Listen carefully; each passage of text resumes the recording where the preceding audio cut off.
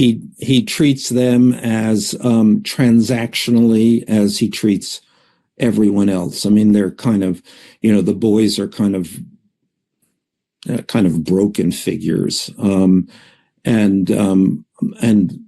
Ivanka, who I think is probably actually more like him than the other children, a highly transactional figure, has managed him pretty well, and has now obviously keeping some distance, which if I were a person in the White House now, I would look at Jared and Ivanka and say, what do they know that we don't know? What was it that Jared said to someone about Nixon?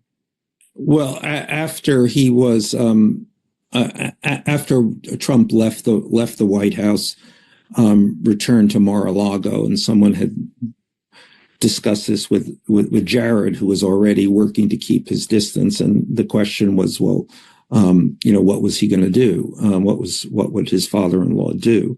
And Jared replied, what was Nixon's future? You've got to believe that Don Jr. admires his father and wants to be like his father.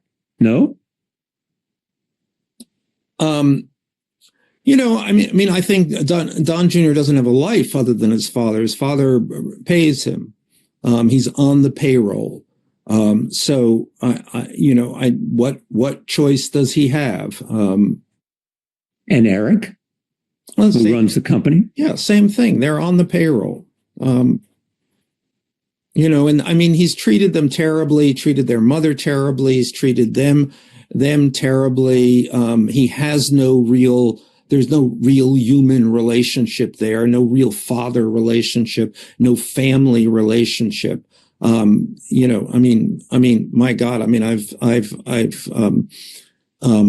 Donald Trump was literally out for those decades every night in Manhattan. You could not go out in Manhattan without seeing Donald Trump, like a shark moving.